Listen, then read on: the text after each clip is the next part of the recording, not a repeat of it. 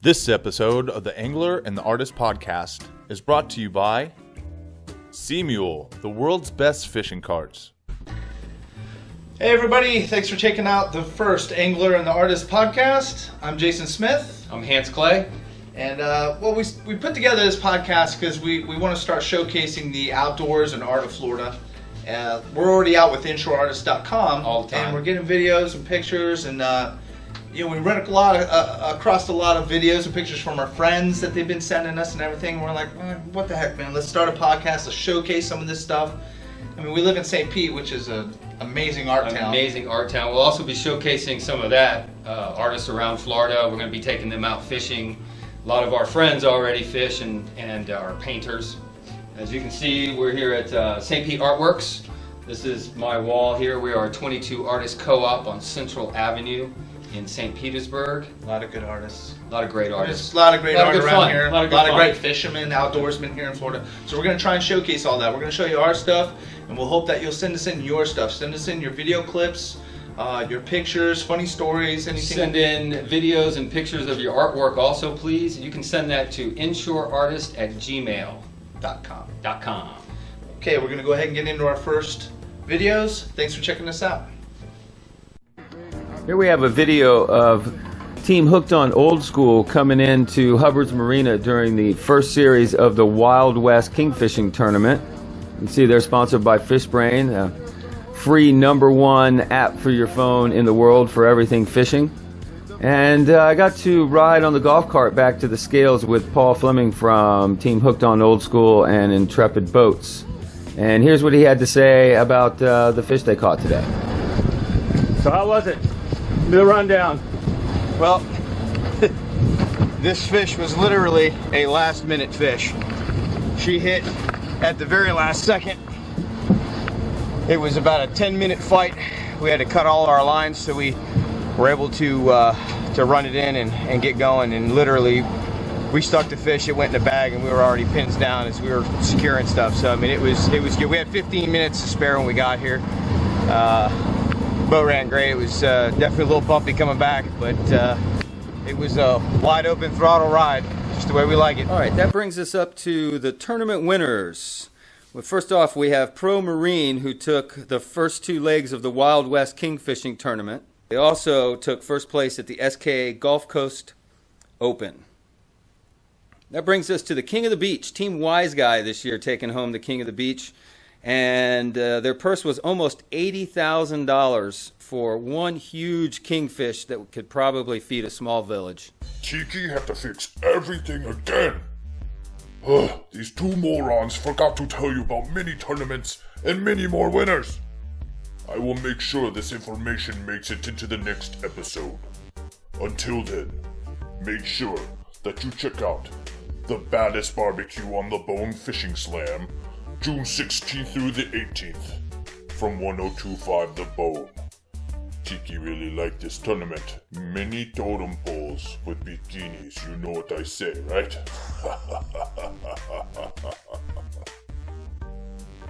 Okay, first up this week is a little FWC news.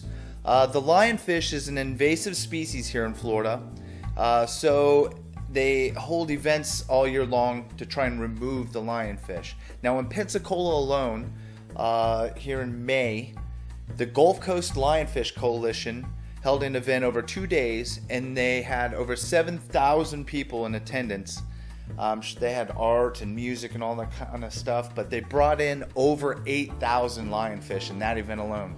When you add that together with the other events that the FWC's done this year so far, they total up to 14,000 removed. So they're off to a really good start, especially when you look back at last year and they only got 3,000. So they're off to a great start. Good job, guys. Keep it up. And let's see, starting June 1st, gray tilefish and amberjack season closes until July 31st. So no mas. And that's it for the FWC news for today. Our first clip comes to us from Kyle Stafford. He's at Polk College on the fishing team there. He's a FishBrain ambassador. Said he was flipping a lure across the hydrilla and got this 11-pound monster bass. Thanks, Kyle. You can catch Kyle at Kyle Stafford Fishing. This next clip is from our good friend Steve Tadavito. He's a fish brain ambassador, and he comes out to a lot of the events with us. Now he's in Anna Maria Island underneath the Rod and Reel Pier. And the water's a little murky, but you can see there are some giant fish in here. There's nice snook, some reds. If you pay attention, look right here. You got you a nice tarpon right there, and it goes off. This is a great video. Steve's really getting into the spear diving and diving in general, and I'm expecting some really cool videos from him over the summer here. Really looking forward to it. Thanks a lot, Steve. Send us some more.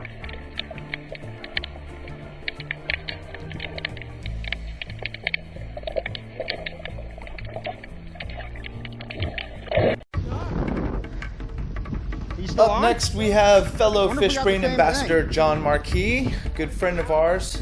Yeah. He was out beach fishing, and with a friend of his, they got a double hookup on some pretty nice sandbar sharks out at Fred Howard Park in Tarpon Springs.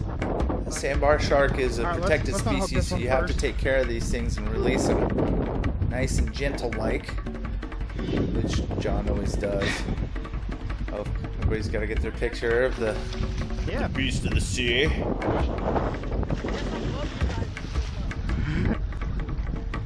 And here's the release of one shark, nice and healthy.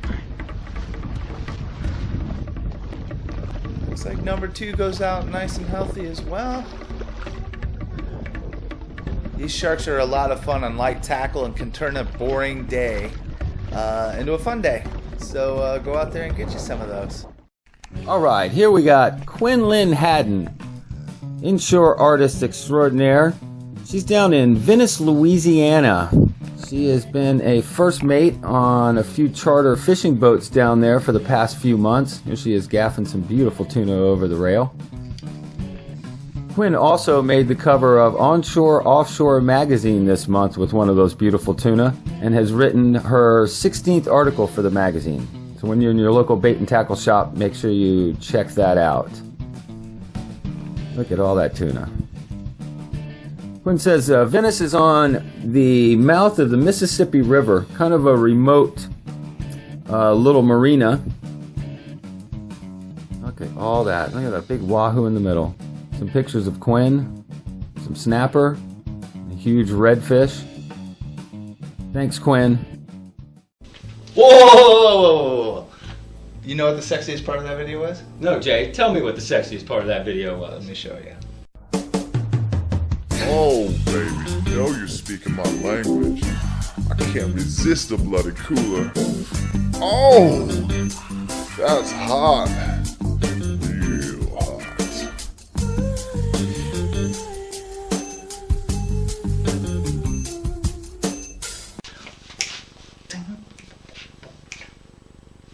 Moving on. This is how you throw a cast net. Loop your line up like this. Nice coils in your left hand if you're right-handed. Vice versa if you're left-handed. If you're left-handed, put it in your right hand. I'm right-handed, it's going on my left hand, like this. Then you take your horn, grab it right below the horn. Take your net, slide your hand down about 3 feet, make a loop, put it back in that hand. Do the same thing again. Come right straight down. Hold this up here, just below your waist. Take it, make another loop. Got your net loaded up in your hand like that. Here's your net. Come down your net, closest to you. Grab your lead line, go between the leads, place it between your teeth. Not a lead in your teeth, but the line between your teeth. Once you get that there, comes down your lead line, take it, flip it over your arm 5 or 6 times. 1, 2, 3, 4, 5, 6. Then let this that you threw over your arm, let it slide down right into your hand. Take it out, get it in your hand like that. Once you get it in your hand, take your lead line, bring it over and put it between your thumb and forefinger like that. So you got your net here and these 3 fingers, and the lead line between your thumb and forefinger. Here's what it looks like. One low, one high. You're right-handed, stand sideways to your target, Rotate your body around. There you go. Just like that. The centrifugal force will open your neck. Just let your body rotate around. Opens right up. Inshore artist. Inshore artist. Inshore artist. InshoreArtist.com. Last month, inshore artist David Rothman got commissioned to do a large mural here in St. Petersburg off of 4th Street. You can see him here sketching it out using a little chalk pencil. Dave and I have been friends about 20 years. We've been surfing, painting, fishing together, having great times, adventures. You can see Dave using a nice wash technique here. He also takes this technique and blends it into some beautiful realism that you'll see here in a moment. This mural is quite one of the larger ones in St. Pete. It's about 30 by 60 feet, and it is a depiction of a Tokobagan warrior princess tapping into her horse's third eye. You can see that there. This mural took Dave about 6 or 7 days to complete. Worked about 12 hours a day. You can reach Dave at davidrothmanfineart.com and also at davidrothmanart. All right, I'd like to thank everybody for checking out the first Angler and the Artist podcast. Next week we're going to have more tournament information and hopefully some fishing reports. Yeah, we're looking for fishing reports. But this podcast works when you send us your videos and your pictures of your outdoor adventures, fishing. We also like to see new artists for the new artist profiles that we're going to be bringing up. Definitely. You can send all that information, videos, pictures to inshoreartist@gmail.com. Hold on. Tiki, fix it again. Our first fishing report comes to you from Kyle Stafford. Hey everyone, Kyle Stafford here bringing you this month's fishing report. It's hot out here, summertime's here. These fish aren't shallow like they were the past couple months. They've pushed off. They're either outside on brush, or my other favorite thing, they're on the outside grass lines. And there's 2 rods that I like to attack these things with. The first one is an FP 937, both built by MHX. And on my FP 937, I love flipping a 1-ounce jig on outside grass lines. The bite just doesn't get much better than that. If you're looking for quality, that's the way to do it. This is a 1-ounce Strike King Hack Attack jig, black and blue, with the Gambler Lures Mega Daddy on the back. Just check that out. That's some good stuff. Especially when the bluegills start spawning this time of the year. You can just ride around during practice or whatever, and you can listen for the bluegill just to pop on the surface. And when you hear that, I recommend you guys to go over there and just start flipping that jig. The next one I'm going to show you is also MHX. It's a FP885. It's actually a 7.4, and I use this for my Cincos. Man, I can flip this thing all day long and not get tired of it. This is a Gambler Lures Ace or Fat Ace, and I have it pegged with a bobber stop with a 3/8 flat out tungsten weight on a 5/0 Strike King flipping hook. And like I said, I can just flip this rig all day long. I have it with the Corrado, both of my rods, 7:2-to-1 gear ratios. You need that fast gear ratio because you're going to be covering a lot of water and you're pulling big fish out of heavy cover. So the sooner the better. These are just some of the rods that I like to use this time of year. Guys, go check out MHX, go check out Gambler Lures. They're really good products and they're great to use, especially for this time of the year, if not all year long. These are what I'm going to have on my deck all summer long, so I'd recommend you guys to try it out. Good luck to everybody out on the water, and I hope you guys catch them up. Thanks. Tiki's still looking for someone for saltwater fishing report. If you can send us one in, Tiki appreciate it. So until then, we will give you our fishing report. Fishing is crazy in Tampa Bay right now. Catch trout, snook, red, tarpon. Catch another angler if you're not careful. Get out there, just go. Go to the passes. Tarpon are on the beach. The snook are on the passes and the flats. The flats are alive with redfish and trout. Only an idiot couldn't catch fish right now. Or Hans. Yeah. Well, that's all for this week. We see you next episode. Hopefully Hans catch fish. No chance. Make sure you come to ICAST in Orlando this year and check out our carts. Sea Mule at ICAST 2016, July 12th through the 15th.